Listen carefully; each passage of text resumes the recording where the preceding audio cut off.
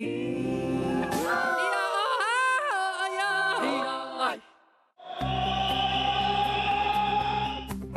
simulates a wartime internet slowdown for the first time on day 6 of Han Kuang.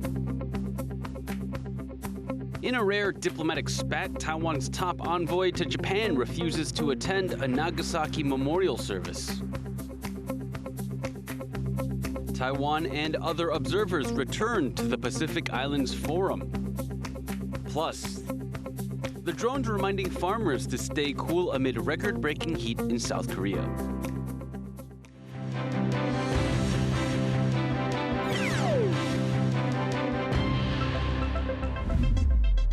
A warm welcome to TaiwanPlus News. I'm Leslie Liao. Central Taiwan has simulated an internet slowdown under a wartime scenario as the annual Han Kuang military exercise enters its second week. Our reporter Alan Liu was there to bring us the latest.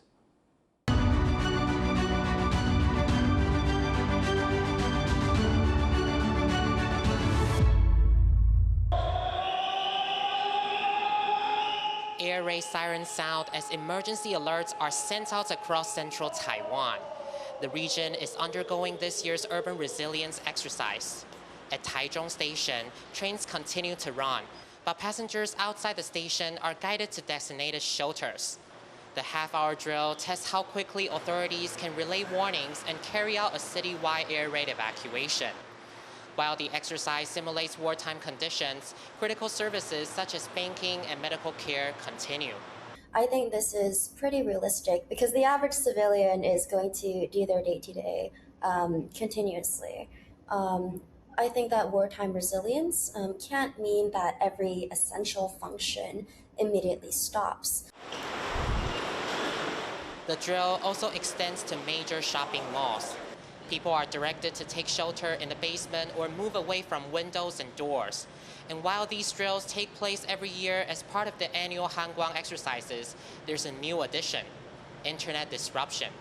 This is the first time Taiwan is testing slowing down mobile internet speeds. While it's not a complete shutdown, apps that require high bandwidth like YouTube becomes harder to use.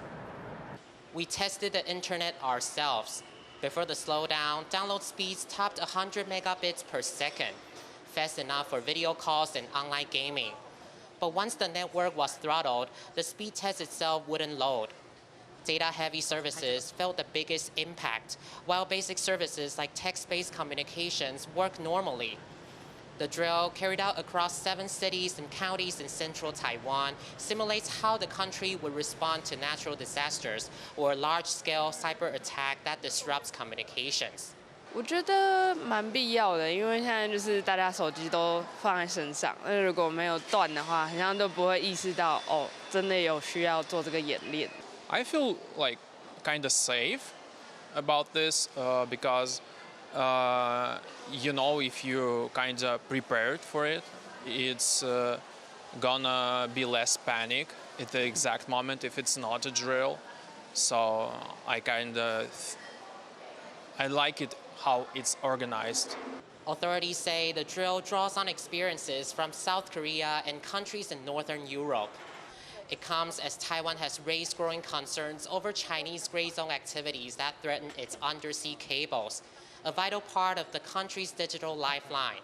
We have a lot of modern systems that work great when you have normal connectivity, but when you have a crisis, that really exposes what happens when that assumption breaks. I see that analytically as sort of this test of, can institutions degrade gracefully rather than lose their ability to operate altogether? Just before the urban resilience drills, troops in northern Taiwan also practiced repairing fiber optic cables in the field after simulated enemy damage. And in just a few days, northern Taiwan will hold its own urban resilience exercise, which will also test how people in that part of the country respond to slower internet speeds. John Su and Anna Lu in Taichung for TaiwanPlus. Former special forces are training civilians for disasters, including how to use a military communications app called Android Tactical Assault Kit, or ATAC. Under limited access to the internet, our Zoom in, Zoom out team joins a civil defense workshop to find out how trainees are using the app. ATAC 它全名是战术直管系统。那我们白话一点把它讲它的应用的话，就是我们希望这个系统啊，它是可以就是说以家庭为单位，然后大家都在同一个伺服器里面。当这个发生紧急状况的时候，大家可以把那个 APP 打开，在有网络的状况之下呢，可以马上的就知道自己这个家人的位置在哪边。然后而且它上面可以传递一些拍到的照片啊，或是讯息传递。那如果以战时的话，民众可以跟军方建立一个互信啊，或者资讯传递的话，那我觉得这对国防来讲也是一个帮助。ATAC tools are being used by Taiwan's government for disaster relief efforts. Many civil defense training groups, like Special Tactical Armory, are teaching people how to use it. A group behind me has spent the last 2 days learning how to use it to locate people and find objects in the field. 等下的资讯啊，我都发在大家的 ATAC 了。那主要是里面的目标啊，我们要去做他们的情报收集，然后利用这个 ATAC 去传给整个 team， 让大家都知道这个目标的状况。现在时间差不多，我们就出发吧。太好了，好像往里面开过去了。我看一下地图。我传讯息给其他。哦，好，我们再往里面一点。我是家庭主妇，然后我有3个小孩，因为我的家人就是我爸爸妈妈还有我妹妹，他们都分散在各地这样，因为我们每个人对于战备的设定不一样，所以就是到时候战争的时候来的时候，大家可能在各自不同的状态，但是我还是会想要有一个基本的了解，这样子。它里面可以让你及时的去标定你跟队友在共同看的一份电子地图，你就可以在那个电子地图上面标记一些地点的详细的介绍或备注，那这都是可以及时的去更新。只要你一更新完，你的队友打开手机就也一样可以看得到你更新的内容。文熙的声音吧，文熙，怎么办？要怎么办？刚好结合今天的 ATAC， 他们刚好成为这个 ATAC 学员侦查的目标，所以这 ATAC 学员他可以利用，我知道我今天要到这个地方，要去看哪一些人，但是我今天必须要来这个地方，把这些人看得更仔细，有多少人，他持有什么武器，他穿着怎么样，他们在讨论一些什么。后坐力的感受的话，我本业是牙医，会来参加这个主要是因为2023的时候那个乌俄战争嘛，就是看到有很多那个战争发生的，就看到很多残酷的事实。For the first time, Taiwan is simulating mobile internet disruption during its civil defense and Han Kuang military exercises. So, how can we use ATAC to communicate during war or natural disasters? 在网络断掉的状况之下 ，ATAC 我必须坦白说，它是没有办法有作用的。但是，网络断掉它是会修复的，像水，它像电。不管说它是降速，还是说真的整个就网络断掉，然后或者被盖台等等的，那这个东西就变成平常，当然事前其实大家平常说网络很好，那其实你就可以自己开始去建立一个地图。Stay tuned for the full episode of Zoom In, Zoom Out on our website or the TaiwanPlus News YouTube channel. Taiwan-Japan ties have hit a snag. Over the weekend, Taiwan's top envoy to Japan declined an invitation to the 81st anniversary memorial of the atomic bombing of Nagasaki. A bell tolls in Nagasaki, Japan, marking 81 years since the U.S. dropped an atomic bomb on the city. Representatives from over 90 countries attended. Taiwan was among them, but Taipei's top envoy was absent.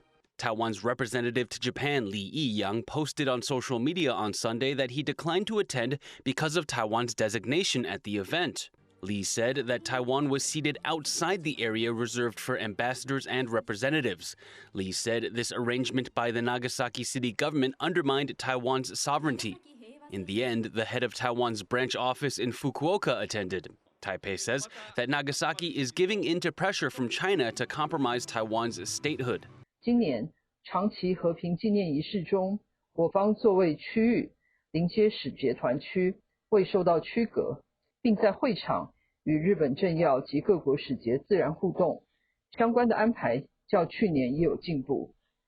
但对于长期市政府受到中国的压力，使得今年和平纪念仪式对我方的安排尚有欠妥之处，外交部仍表遗憾。 Nagasaki's government says that it did not intend to lower Taiwan's status and that it placed Taiwan in the same section as last year in an area for international guests. Lee did attend last year's event, but he said he looked past the designation because he wanted to make Taiwan's first appearance at the event and to show that it is a peace-loving country.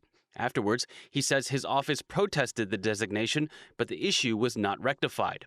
One expert says that this incident will have little impact on Taiwan and Japan's positive overall ties. 日本的中央政府跟地方政府，你还是不能把它混为一谈啊。长期市政府有他自己的行政判断，我觉得这个是他们自己的问题。 Though this snag is a rare hiccup in Taipei's ties with Tokyo, it seems more than anything that it's not Taiwan-Japan ties that are being tested, but rather Taiwan's ties with Nagasaki. Luffy Lee and Leslie Liao for TaiwanPlus. Typhoon Dolphin uprooted trees and left travel operators playing catch-up after passing Taiwan over the weekend. More than 100 flights were canceled and ferry routes suspended. There were also reports of minor incidents due to falling debris. Weather reports show there are now 2 other tropical storms and 1 tropical depression out in the Pacific, but none are likely to affect Taiwan. New statistics show that more than twice as many people died in Taiwan in July than were born. The country saw just under 8,000 births and around 17,000 deaths. It was the 66th month in a row where deaths have outnumbered births. And the decline of Taiwan's population is accelerating, with the number of births in July down almost 12% from the same month last year. In the southern county of Jiayi, a unique youth orchestra is bringing together elementary school children from a rural town to perform on the national stage. Irene Lin has more.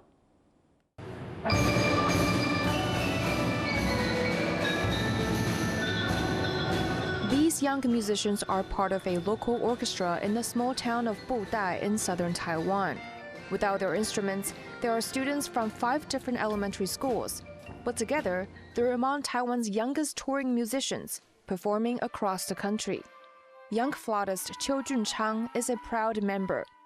我来自布袋，我觉得很骄傲，而且可以站在舞台上会很有成就感。 Putting together musical talents and resources for the orchestra is Xiao Yupei, who's been working to bring arts and music into this rural part of Taiwan. 我10几年前来到布袋服务，每年都透过不同的关系或是管道，然后去认识很多艺文团队，把他们带来我们的布袋镇，那跟孩子们去做一些交流演出。其实你就会看到孩子一年一年在转变。The biggest obstacle, not enough music teachers. Those who stay say few of them are willing to travel long distances to teach in these schools, even with a higher salary. Principal Huang Kaijie says schools have subsidies for teachers' travels, all to offer children opportunities that could change their lives. 偏向孩子，我希望他可以拥有同等的一个教育资源。那我希望有这样资源进来之后，可以让他们站在不同的舞台，然后开拓他的视野。透过这样的一个机会，去让布袋的孩子被看见。 With passion and ambition, members and teachers of the Budai Youth Orchestra prove that a small town can make a big hit. Han Kuang and Irene Lin for TaiwanPlus. Coming up after the break, how India is emerging as a player in the global AI race.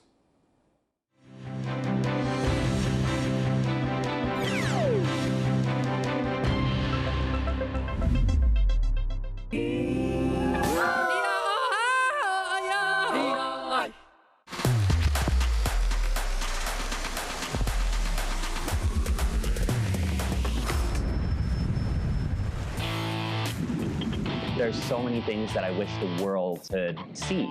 It is amazing to watch this captain maneuver this giant ship. It takes 3 days to cook this. The flavor is unbelievable, incredible. And it's my turn to make something inspired by Chef Gore. It's going to be quite a challenge. Can you imagine that?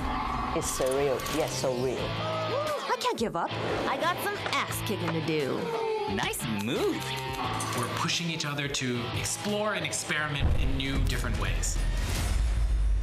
5, 4, 3, 2. A warm welcome to TaiwanPlus News. Exploring the issues that matter to you. Not just to Taiwan, the whole world is watching. 很多时候是我们眼睛看不到的地方。We might encounter mishaps and mistakes along the way. But at the end of the day, it just transmits something straight from the heart. Yes. 谢谢 Cheers. 假爸爸 Bon appetit. It is about the fun, and it's about the glamour, and it's also about something much deeper than that. Sometimes you just gotta seize the opportunity. You just gotta do it. Have a place where you're appreciated for you exactly as you are, and where you can shine and be seen.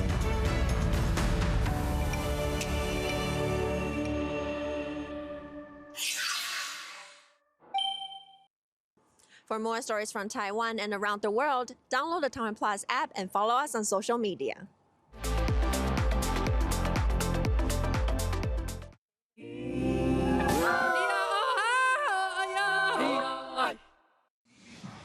For more stories from Taiwan and around the world, download the TaiwanPlus app.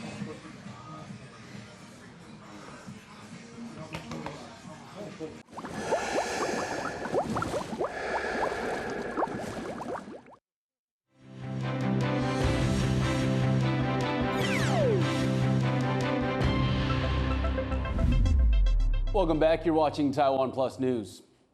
Taiwan is making a return to the Pacific Islands Forum starting at the end of the month after the forum decided to exclude partners from outside the region last year. For a deeper look at Taiwan's position in this forum and what this year might bring, John Van Trieste spoke with Oliver Novotau, director of the Pacific Islands program at the Lowy Institute. First of all, it's a question that many people, even in Taiwan, might have. Is what role do these non-Pacific Island nations taking part in this forum have? Are they just observers? Look, primarily the non-Pacific Island countries that come in, they are observers, but they are primarily development partners. Now, the scale at which they are sort of considered as development partners is varied. You have the really big development partners that reach across the whole region and provide sort of regional support. You think well, Australia is a Pacific Island country, right? But you think of the United States, you think of China as well. And then you have other smaller countries external to the Pacific Islands region, which also provide support, which is necessary, but maybe targeted towards particular countries. Now, last year, as I understand it, none of these outside countries were invited. Could you explain once again why that was and why countries like Taiwan are coming back this year? This was the decision of the host government at the time, Solomon Islands. At the time was under the leadership of Prime Minister Manasseh Sogavare. And the desire of Pacific Island countries were noting that in the past few years, 5 to 10 years, there's been an increase of external middle power and major power engagement into the Pacific. The problem, of course, is that Pacific Island countries are relatively smaller than these external partners, so they don't necessarily have the capability to engage concurrently with all these development partners while also trying to meet amongst Pacific leaders themselves.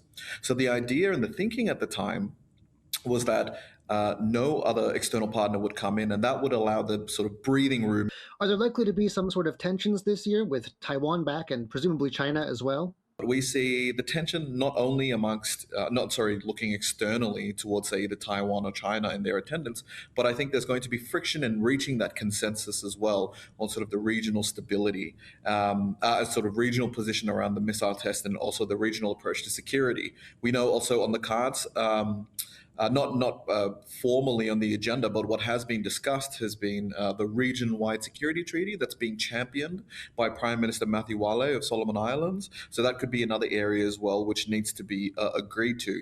And a lot of these things, it's not necessarily always going to be external influence causing these frustrations in reaching a consensus. But I think it speaks to the model in which the Pacific Islands Forum operates. It's very much a consensus-based model. And when you're trying to get consensus among 17 different parties together, it's always going to be a challenge. You've just mentioned this debate over whether or not to condemn a recent Chinese missile test among these Pacific Island nations. And notably, some of the ones that blocked a condemnation were former, until recently, allies of Taiwan.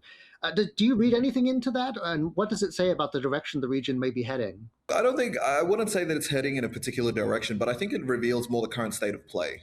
where there is external actors coming into the region, either whether this be sort of United States, China, Australia's bolstering sort of their position being part of the Pacific family as well. But I think it also speaks to the fact that while it would be a nice to have a regional position on security and sort of that oceans of peace narrative that's being pushed forward, each country in the Pacific has an equal voice in this Pacific Islands Forum, and bilaterally as well, they have cultivated their own relationships. That was Oliver Nobatow, director of the Pacific Islands program at the Lowy Institute. Sony and TSMC are reportedly planning to invest more than $6.3 billion in a joint venture to produce next-generation image sensors. That's according to a report by Nikkei Asia. The two companies plan to produce the sensors using TSMC's manufacturing expertise to upgrade an existing Sony plant in Kumamoto, Japan. The Sony majority-owned venture aims to start commercial production as early as 2029, first powering cameras in Apple's iPhones before moving into physical AI applications for robotics and vehicles. Both companies declined to comment on the joint venture first announced in May. India is emerging as a player in the global AI boom as companies around the country cash in and the government invests billions. Reporter Lily Lapatina has more. At a bustling factory in western India, technicians work around the clock to turn glass into hair-thin fiber optic strands, bound for data centers powering AI's growth worldwide. India's AI models and advanced chips may not be on the radar for most, but the country is emerging as one of the fastest-growing markets for AI data centers. I think we're well placed, whether it comes to land, with power availability, and I think the way the push is coming both from the center and the states. I think this is the right time, and I think many companies are looking at not only setting up but having 5 to 10 year investment plans in India. Construction is heating up to match. So we have 16 operational data centers. There are 12 under development data centers. We have close to 200 megawatt of operational capacity currently, and under development pipeline and all the future pipeline that we have, we expect to get to the lot bigger number. Unlike elsewhere, the rapid expansion has met little resistance so far, and stakeholders largely appear to be on the same page. Yeah, see, the Indian opposition to data centers in India is probably in a very nascent stage. And some of the voices of opposition that I have heard, they had been primarily driven by the data being from the US rather than the data being used from India. If the experts will use the Indian data, and then I'm confident that there will not be any opposition. India is looking to climb the ladder of world tech superpowers. Semiconductor projects to fuel the AI boom in Prime Minister Narendra Modi's home state of Gujarat, and around $10 billion of state funding for projects nationwide is no coincidence. New Delhi is also backing the AI build-out with tax waivers for hyperscalers on Indian soil, chasing a gap where India holds a fifth of the world's data but under 5% of its data center capacity. But this AI automation could rattle India's enormous IT and business outsourcing industries, worth hundreds of billions of US dollars. For now, businesses are still riding the boom, and as one chipmaker CEO puts it, the AI game is only in its third inning. Leon Lian, Ted Chen, and Lily Lapatina for TaiwanPlus. As extreme heat conditions become more frequent and severe across the globe, new drone technology is helping South Korean communities adapt and protect vulnerable farmers. Aichi reports. Here in South Korea, Hong Han-je is broadcasting alerts through a loudspeaker, using heat-sensing drones to protect farmers from record-breaking hot weather. Hello, this is Gyeongsang-buk-do Provincial Government. The weather is extremely hot. Please drink plenty of water while outdoors and take breaks in the cooling shelter. After getting some rest, resume your work slowly and carefully. Thank you. The drones have been brought in by the local government in Yongsan province to protect farmers from heat, which has recently surpassed 41 degrees Celsius. Originally developed in 2023 to monitor wildlife, the drone surveillance system was expanded to include heat wave alerts. In areas like Andong, where farms are spread over vast distances, typical loudspeakers can't be heard by farmers working in the fields. Our drones can fly freely within a radius of about 5 kilometers from a single location. Using thermal imaging cameras, we can monitor ground temperatures and greenhouse temperatures in real time. And if we identify areas that appear particularly hazardous, we send the drones there to broadcast heat warnings. Local pepper farmers say the drones help remind them of heat-related health risks. The drones help a lot. Older farmers are often so focused on their work that they keep working without realizing how hot it is, and that's when accidents happen. You can really feel the difference in temperature on your skin. For farmer Huang, the extreme heat has cut working hours and reduced his pepper harvest by about 30%.